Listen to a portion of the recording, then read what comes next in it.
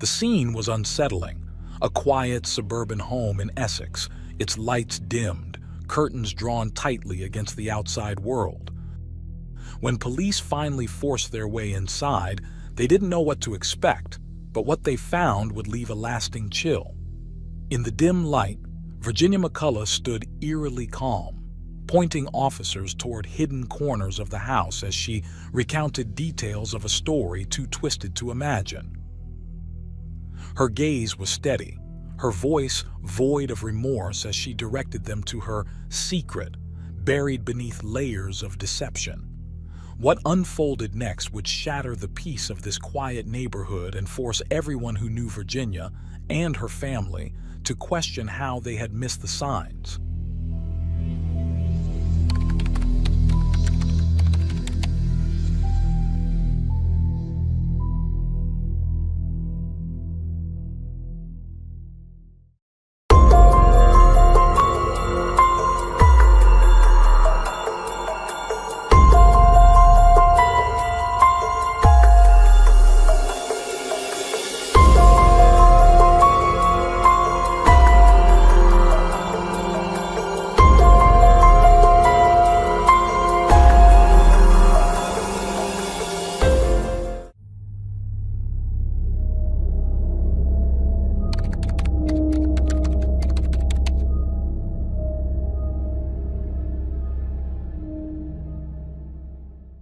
Virginia McCullough was born in 1988 in England's county of Essex.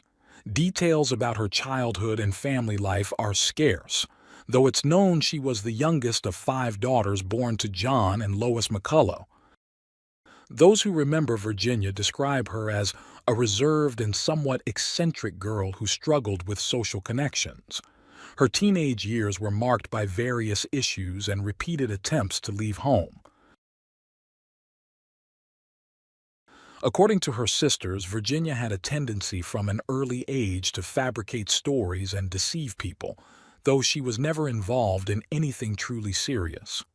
While details about her education are unclear, she had a long-standing interest in the arts. Her last known job was as a waitress in 2017. As the McCullough daughters grew up, each went on to start their own families, leaving their parents alone in the family home, where they had lived for over 20 years. Virginia was the only daughter who didn't marry or have children, so when John and Lois retired, she moved back in with them to care for their needs and manage household finances. No one could have foreseen the chilling events that would unfold, shocking all of Britain. John McCullough, born on January 8, 1949, was a dedicated father and husband, known for his years as a university professor in business studies. He was well-read, jovial, and always ready with a joke, keeping his family entertained with his humor. He enjoyed billiards and golf in his free time.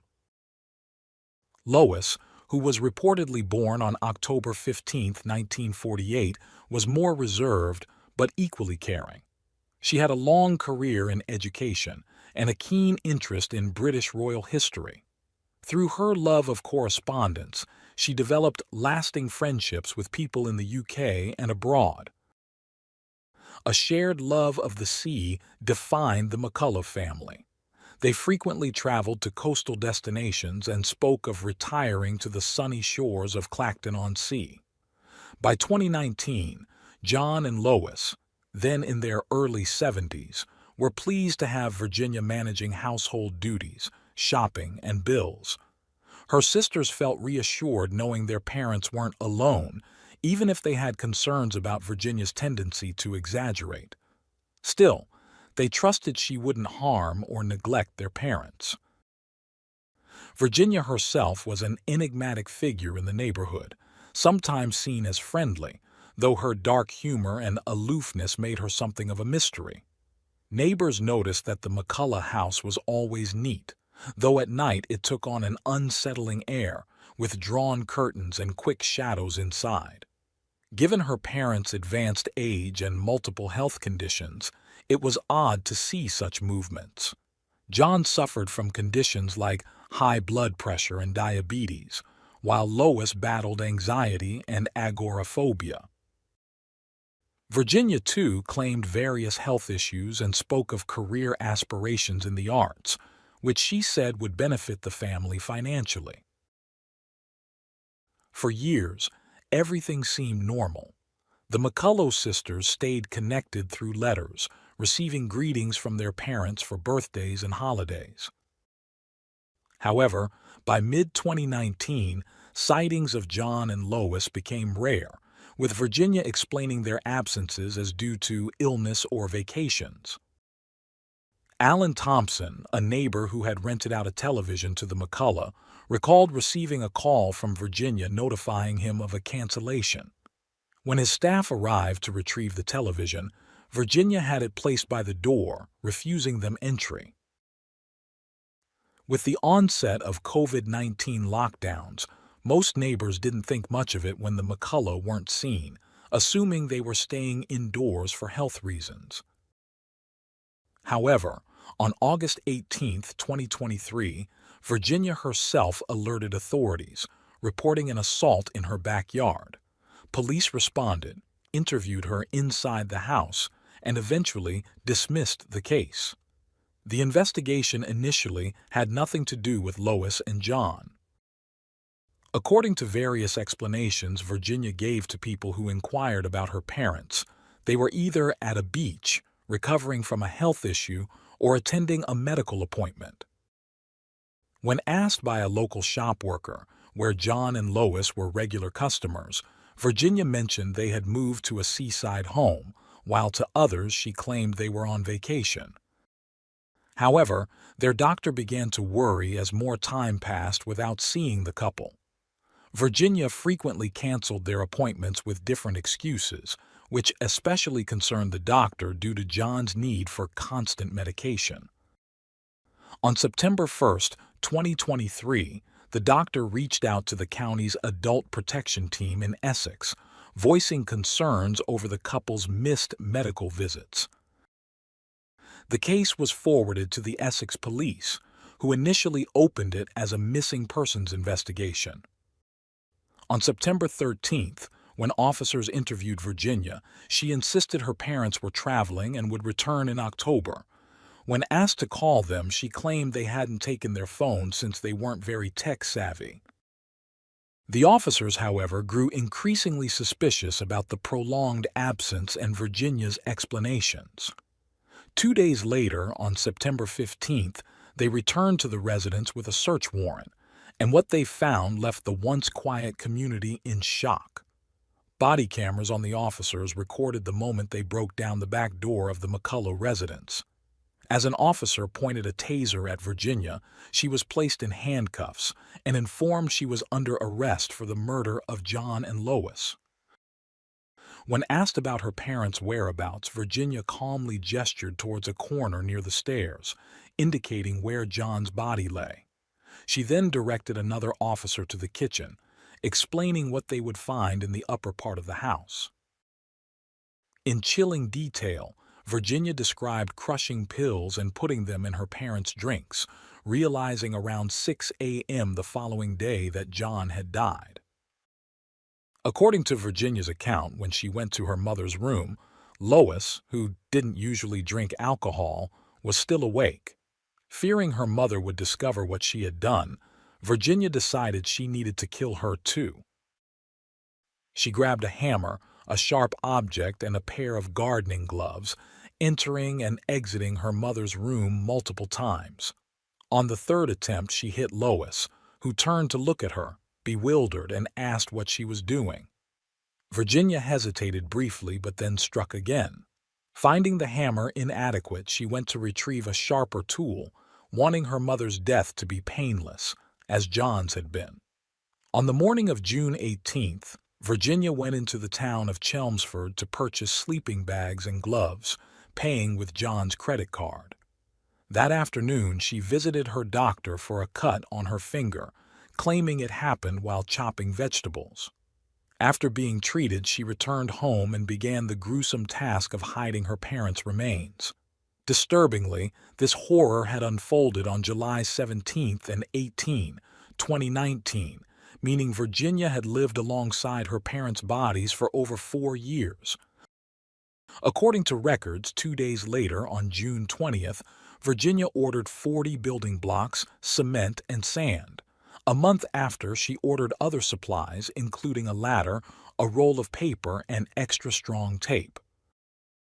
Following her confession, Virginia was taken to the police station, where she remained in custody as the investigation unfolded. Officers sealed off the residence as a crime scene, and with a forensic team's assistance, began the process of retrieving the bodies. Virginia directed the police to the weapons she had used to attack Lois. John's body was found on the ground floor, concealed in a makeshift mausoleum of masonry blocks and wooden panels, plastered with white caulking. Covered in blankets and decorations, the structure appeared to be a bed. Inside, they found layers of plastic and other materials wrapped around John's remains, which were enclosed in a sleeping bag. Lois's remains, as Virginia had described, were found in a double closet on the second floor, wrapped in plastic and placed in a sleeping bag, both bodies in an advanced state of decomposition. They were transported to the local morgue, where dental records were used for identification. A preliminary forensic report published in October confirmed that Lois McCullough had died from stab wounds to the neck and chest. John's cause of death was initially undetermined and listed as pending further investigation.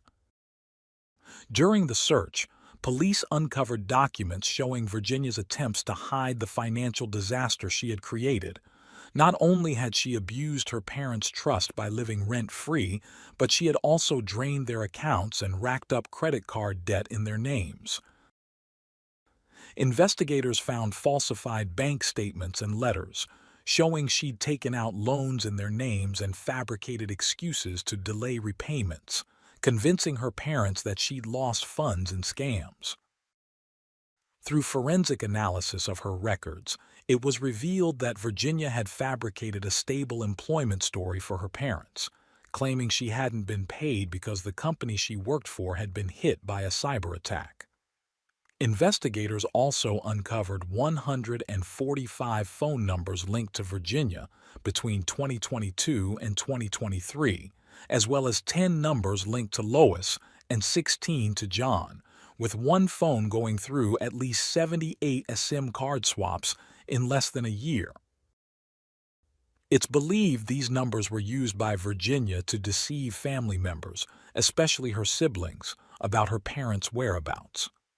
Just after committing the crime on June 18, 2019, Virginia sent a message to one of her sisters, impersonating Lois and claiming they were on a week-long trip. Virginia sometimes mimicked Lois's voice to fool her siblings and also to speak with her parents' doctor, canceling appointments and assuring them that she and John were perfectly fine.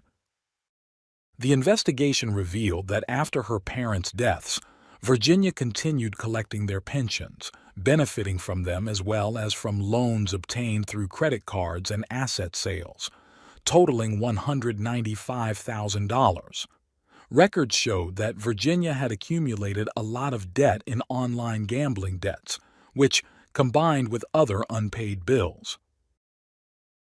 Shortly after her arrest on September 19, 2023, Virginia appeared via video. The judge ordered her to remain in custody until a plea hearing, scheduled for December 1st, where she was charged with 2 counts of murder. During this hearing, her defense requested more time to prepare expert witness reports, postponing her plea. On February 9, 2024, Virginia again appeared remotely, and the next hearing was set for March 1st, when it was announced that the trial would begin on October 7th. However, in a July 4th session, Virginia pleaded guilty to both murder charges, facing a potential life sentence.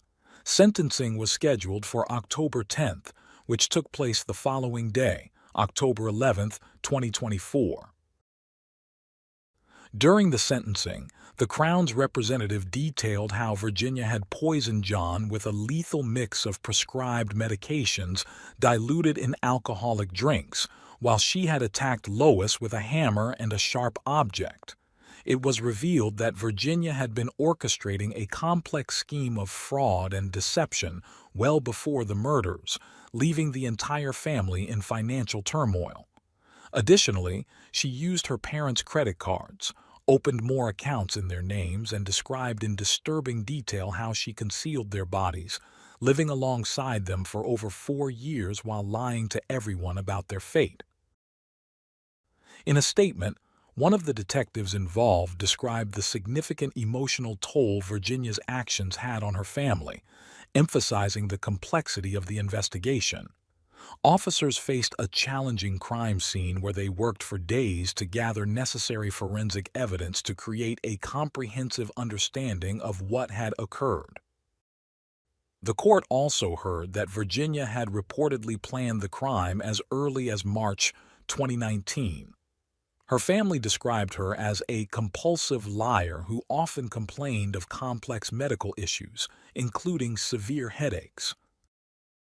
The prosecution noted that in the lead-up to the murders, Virginia would often send her parents to buy fast food, claiming she couldn't do so herself due to high levels of protein and toxins in her blood. However, none of these conditions were observed during her detention. The COVID-19 pandemic worked to Virginia's advantage, allowing her to extend the illusion of her parents' absence. Over 4 years, she reportedly called her parents' doctor's office 185 times, sometimes impersonating Lois. Virginia also accused her parents, particularly Lois, of being abusive, describing her mother as violent towards her daughters. In a joint statement, the McCullough family vehemently denied these allegations, calling them lies and a disgusting misrepresentation of our family. The statement, read after the verdict, celebrated the lives of Lois and John, their careers, illnesses, love for their children and grandchildren, and the cherished memories they shared. During the hearing, body camera footage from the officers who had searched the McCullough home in September 2023 was played, showing Virginia coldly pointing out John's improvised tomb in the living room and confessing to the murder. When asked about her mother, she revealed she was upstairs in the closet but admitted she hadn't checked on her due to uncertainty about her condition. Up until that point, Virginia had shown no emotion, but she shed tears when she heard the prosecutor describe how she had taken her mother's life. In explaining Virginia's motives, the prosecution highlighted financial evidence showing that she had exploited her parents in life and ensured that she would continue to benefit from their pensions after their deaths. There was clear evidence that, toward the end of her parents' lives, Virginia had pretended to be working and earning money when she was, in fact, stealing from them and attempting to obtain loans in their names. A psychiatrist who evaluated Virginia testified that her lack of empathy and the callous nature of the fatal attacks reflected an emotional detachment often found in psychopathic personalities. The expert stated that while Virginia displayed traits of autism spectrum disorder, there was no substantial impairment in her ability to understand her actions, make rational judgments, or exercise self-control. Virginia was fully aware that her actions were wrong. She confided in the psychiatrist that she had always wanted her parents' deaths to be nonviolent and claimed that she hadn't meticulously planned everything, but she kept a hammer as a backup weapon. She also mentioned that before the murders, she had once tampered with John's drink, using him as a test subject. Apparently, Virginia told the psychiatrist that after the crimes, she fell into depression, began self-harming, and often dreamed of Lois and John while continuing to live in the house with their bodies. In closing arguments, the prosecution argued that the murders were financially motivated, pointing to the extensive measures Virginia took to hide the bodies, and requested a life sentence. Virginia's defense countered, arguing for a reduced sentence due to mitigating factors. They highlighted that she had confessed at the first opportunity during her arrest at home, providing full details of her actions. The defense emphasized her mental health struggles and remorse, asserting that these justified leniency, adding that Virginia had been the sole caregiver for her parents, without external support, and considered the funds obtained after their deaths as compensation for managing the household. The defense noted that Virginia didn't attempt to flee, acknowledged the pain caused to her siblings, and from the beginning admitted she deserved punishment. Her attorney stressed that while Virginia's autism wasn't used as a defense, it may have influenced her decision-making leading up to the murders. Before issuing the sentence, the judge addressed Virginia, condemning her for deceiving and stealing from her parents for years, taking out credit in their names, and spending the money on online gambling and purchases. The judge emphasized that Virginia struck her mother 8 times with a sharp object, with defensive wounds on Lois's arms indicating she was conscious of her daughter's deadly assault. The judge noted Virginia's deliberate and prolonged preparation, accumulating prescription drugs to use in her calculated plan. After the murders, she went to great lengths to conceal the bodies, maintaining the illusion of her parents' lives for over 4 years. However, the judge considered certain mitigating factors in the ruling, including psychiatric evaluations indicating Virginia displayed personality disorder symptoms and autism signs, along with subsequent depression and psychosis. Her cooperation with the police and expressions of remorse were also weighed heavily. Ultimately, the judge sentenced Virginia, now 36, to life in prison with a minimum term of 36 years, minus the year spent in pre-trial custody, allowing her to apply for parole in 2059. By then, she would be 71, the same age her parents were when she took their lives and concealed their bodies within the home. Following the verdict, police commented that the case horrified even the most seasoned homicide detectives and shocked the community. Investigating officers described Virginia as an intelligent manipulator who killed her parents coldly, without regard for the trauma it would inflict on her loved ones.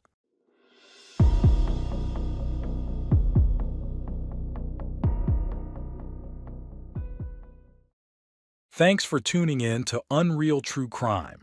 If you're intrigued by mysteries from around the world, check out our new channel, Latin Crimes, where we dive into the gripping true crime stories of Latin America. Don't miss out. Subscribe now for more thrilling investigations.